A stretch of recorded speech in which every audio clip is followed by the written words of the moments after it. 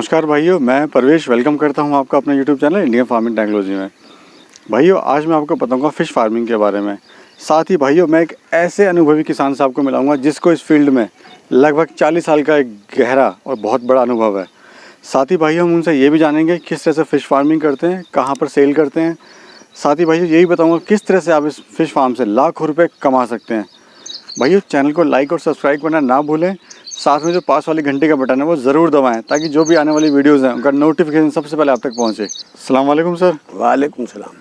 Sir, आप थोड़ा अपने बारे में परिचय दीजिए सर। जी, मैं सिवाल खास का रहने वाला हूँ, मेरठ ज़िले का, और मोहम्मद ईसा नाम है मेरा।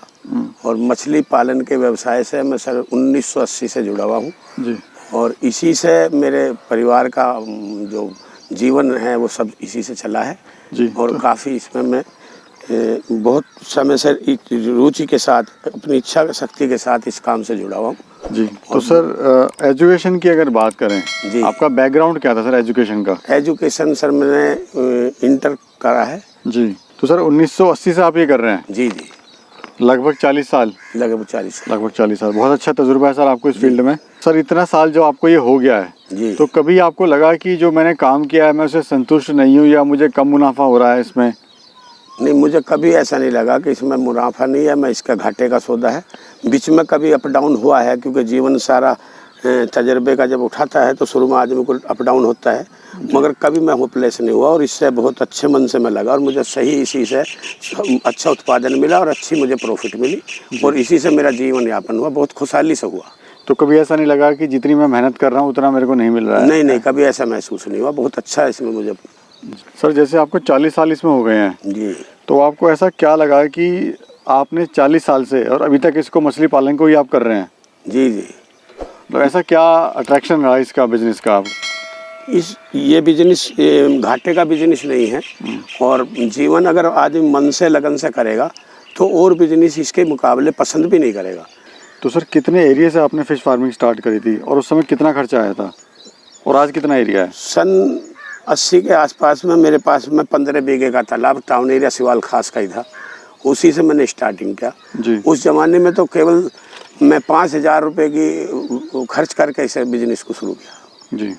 तो आज कितना एरिया है सर आपके पास? आज लगभग 400 से 450 बीघे एरिया है, जिसमें कुछ लोग मेरे समिति के सदस्य हैं, जैसे केशोराम हैं ढिंडाले से जी। और वो समिति के अध्यक्ष हैं, वो लोग मेरे सहयोगी हैं, मेरे साथ हैं, मैं उनके साथ हूँ। समिति को जो मेंबर हैं वो सब हमारे साथ में सहयोग रहता है, जो इससे प्रॉफिट होता है उन सबको दिया जाता है। ये तो मिलकर एक तरह से मिलकर करते हैं। तो कौन सी मछली आप सर पालते हो? इसमें रोहू है, मिर्गल है और कतला है। पुरानी मछली तो हमारे सन 1900 के टाइम से तो यही है और यही आज भी प्रॉफिट सब अव्वल देती हैं। सहयोगी मच्छी और बहुत आ गई हैं, जैसे कोनमर कार्प है, गिरास कार्प है, तालाब में नज़दीक घास हो जाती है उसको सफ़ा कर देती है, उसका भी अच्छा रीजन है जितनी वो है। और एक सिल्वर कार्प है, वो भी अच्छी बढ़त में आ गई है। जी।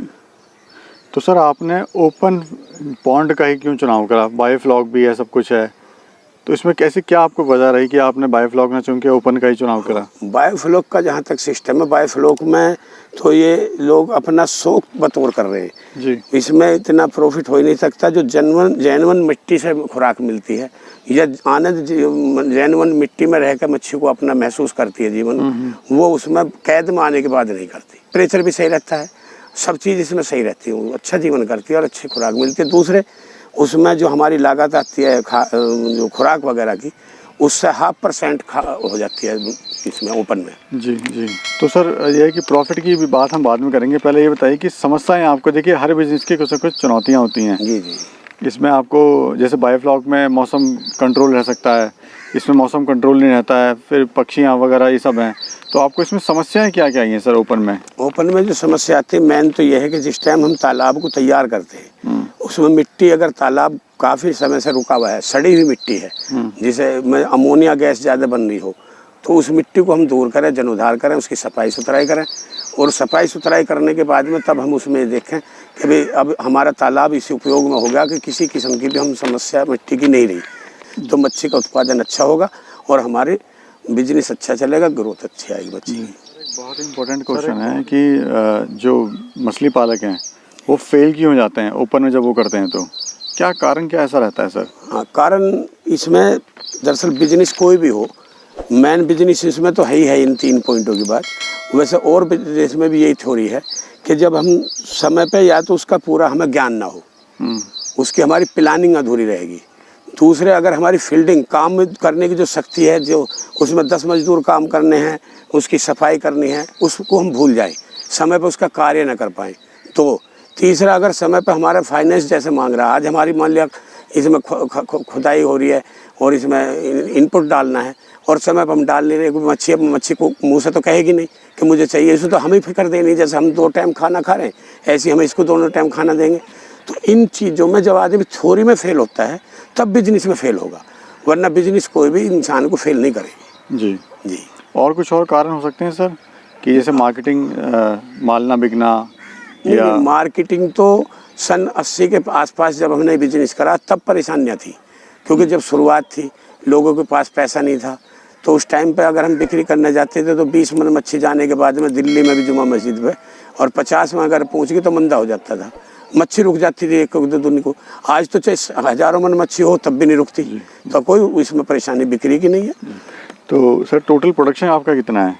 टोटल प्रोडक्शन तो हमारा लगभग अब इस टाइम 2000 कुंटल के आसपास है, पूरा समिति का सब मिला के? समिति का और अपना जो निजी है अलग भी, सब मिला के। तो इस सालाना बता रहे हैं सर या किस तरह से बता रहे हैं? सालाना थी। ये सालाना है आपका? जी हाँ। तो किस रेट पे माल सेल होता है और कहाँ होता है सर? माल सेल का, मछली का जो माल सेल का हिसाब बनता है वो इसके साइज के ऊपर डिपेंड करता है। अगर हमारे आधे किलो से कम बेचने वाला तो समझो मत्स्य पालक फेल हो जाएगा। अच्छा। कम से कम आधा किलो साइज से हम बिक्री शुरू करें, और बेहतर तो है अगर हम उसे 1 किलो साइज बनाएं, किलो के बाद ले जाएं और अच्छा प्रॉफिट होगा। मगर आधा किलो से कम किसी भी मत्स्य पालक को कभी भी इसमें बिक्री नहीं करना चाहिए। उसे अच्छा उत्पादन वेट के हिसाब से बचत होगी। अच्छा, वो आधा किलो का रेट जो है आज अमूमन ये समझ के चलो 100 रुपये से 110 रुपये तक का है रोहू का, और अगर मृगल है तो उसका 10 रुपये कम होता है, 85 से 90 रुपये किलो वो भी हमारी सेल हो जाती है, और कतला भी लगभग इसी रेट में चला जाता है। तो रेट की कोई भी समस्या नहीं, मार्केटिंग की कोई समस्या नहीं है। कहाँ सेल करते हैं सर, मार्केट कहाँ पर है इसकी? हाँ, पहले तो अब तो सेल के लिए है कि पहले तो बाज़ार में जाना पड़ता था, अब तो तालाब पे ही कुछ है, उसमें जो वहाँ शहर में ले जाके बेचने वाले हमारे तालाब पे कांटेक्ट कर रहे हैं। सर अगर कोई भाई इसको स्टार्ट करना चाहता है तो कम से कम वो कितनी पूंजी से स्टार्ट कर सकता है और कितने एरिया से, और कितना उसको प्रॉफिट होगा कितने दिन में? ये थोड़ा एक बार बताइए, जो भाई इसको स्टार्ट करना चाहते हैं। जो कोई भाई स्टार्ट करना चाहता है तो उसके लिए कम से कम 5 बीघा ज़मीन लेके चलना चाहिए, कहीं भी अपनी जंगल की है या किसी ग्राम समाज की है, और 5 बीघा के हिसाब में आप ये मान के चलो कि कम से कम 1 से 1.5 लाख रुपए के बीच में उसका जरूर लगेगा, और उसी के हिसाब से उसका प्रॉफिट ये मान के चलो कि 2 हिस्से लागत आएगी और 1 हिस्सा बचत आएगी। मतलब 1 लाख उसने व्यय किया है तो 50,000 उस पर प्रॉफिट आ जाएगा। तो सर आपको इससे कितना प्रॉफिट होता है सालाना अगर हम बात करें तो? सालाना अगर हम बात करें तो जितने हमारे सहयोगी हैं, हमें 20 से 25 लाख रुपए हमारा इसमें। सर अगर कोई भाई इसको स्टार्ट करना चाहता है 1 बीघा से या 2 बीघा से 5 बीघा से, तो तैयारियां क्या क्या करें? स्टेप बाय स्टेप बताइए, पहले क्या करे फिर क्या करे? पहला काम तो हमारे तालाब को इस रूप में तैयार करना जिससे कि हमारे पुश्ते अच्छे हों, मजबूत हों, जो टूटे ना, और उन पुश्तों की जो साइड की तले की नीचे की ज़मीन है उसमें पानी का हमें गहराई इतनी करनी है कि जो 5 फीट कम से कम पानी रहे, 5 से 7 फुट की गहराई पानी रहनी चाहिए, जिससे कि उसमें टेम्परेचर सही रहे, हाई ना हो, सर्दी में लो ना हो, उसका वातावरण मौसम मच्छी का सही बना रहे। बेहतर ये होगा कि ऑक्सीजन ज़्यादा होती है अगर हमारा बोरिंग हो या ट्यूबवेल हो, वहाँ ट्यूबवेल लग जाए या बोरिंग हो, उसका पानी हम दें तो अव्वल बेहतरीन पानी वो होगा। क्योंकि नहर के पानी से कभी कभी समस्या ये हो जाती है कि पानी नहर में गिरा किसी और तालाब का, उसमें बीमारी थी सिडोम वगैरह किसी और बीमारी की, पानी उसमें आ गया, उससे बह के हमारे तालाब में आ गया, और अगर हमारा उसी तालाब में बोरिंग या ट्यूबवेल है तो वो समस्या हमारी नहीं आएगी। दूसरे, उस पानी में कोई वैसल्ला कीटाणु भी आ सकता है, इसमें हमारा अपना होगा और ऑक्सीजन भी ज़्यादा देगा। ये पानी ऊपर से गिरेगा तो पानी ऑक्सीजन बनाता है, अगर हम पानी को ऐसे भी उछाल लेंगे हाथों से तो समझो ऑक्सीजन बना रहे हैं हम तालाब में, और ये पानी ऊपर से अगर हम उसको फुहारे टाइप गिरे तो और अच्छा रहेगा तालाब में ऑक्सीजन के लिए। और आने के बाद में उसके बाद मैंने कम से कम 150-200 आदमियों को जो इसमें फ्री ऑफ कॉस्ट सहयोग दिया और एक सहयोग समझते कि मैं मर गया तो अपना तजर्बा साथ ले जाऊंगा, इसलिए मैं इस तजर्बे को दूसरे लोगों को भी दे दूं, मेरे बाद में वो लोग भी इस काम से जुड़े। तो गोबर हम एक बीघे में कम से कम एक ट्रॉली गोबर कम से कम उसे डाल के चले।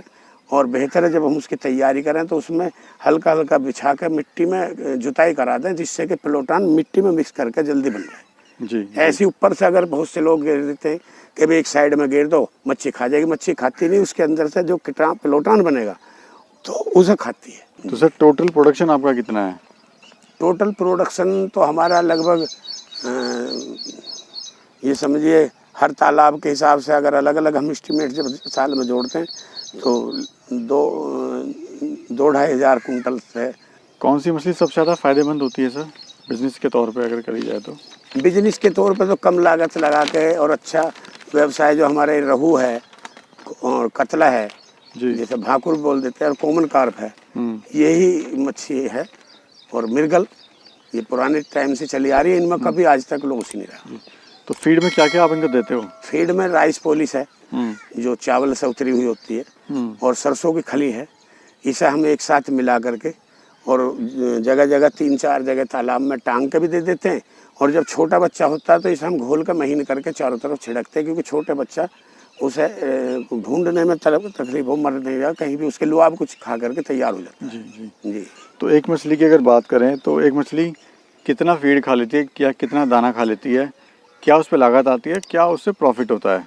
हाँ, अपनी जो मछली है अपने बॉडी का 2% से 2.5% फीड लेती है, और तैयारी तक जो है उसका लगभग अगर हमें 1 किलो मछली तैयार होनी है तो वो औसतन 1 किलो 400 ग्राम के आसपास फीड उसको लगता है। और उसकी लागत लगभग 60 रुपये किलो, 60 रुपये की पर केजी लागत फीड की आती है। और इसके बाद में जो उसके तालाब की देख रेख की है लगभग 10 रुपये किलो का खर्च हो जाता है। और 10 रुपये किलो का खर्च हमारा लेबर जो उसको टेस्टिंग कराते हैं, बीच बीच में हम चेक कराते हैं, मछली का जो उसका पेट का सरक्वाई किला चेकिंग से वो भी फर्क होता है, उसके लिए जो कई बार हमें चेक कराना पड़ता है, तो 10 रुपये किलो करीब वो हमारा वेस्ट होता है। लगभग 80 रुपये 1 किलो मच्छी पे खर्च आ जाता है।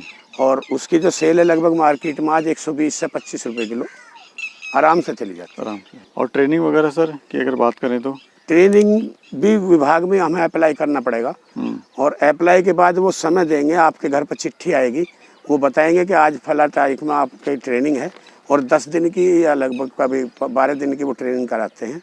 बस मैं तो ये संदेश देना चाहता हूँ कि बहुत अच्छा व्यवसाय है और इससे जुड़ने में कभी भी लॉस नहीं होगा, बशर्ते हमारी थ्योरी अच्छी हो, प्लानिंग हो। 3 पॉइंट इसके थ्योरी के हैं पूरे काम में, हमारी प्लानिंग हो, दूसरे हमारे वर्क कैपेसिटी उसको पूरी दें हम, और 4 हमारी सरकार के पहला नंबर हो, मछली के निर्यात को हम प्रोडक्शन करके विदेश भेजें। जी धन्यवाद सर, आपने बड़ी महत्वपूर्ण जानकारी दी। जी धन्यवाद सर। धन्यवाद।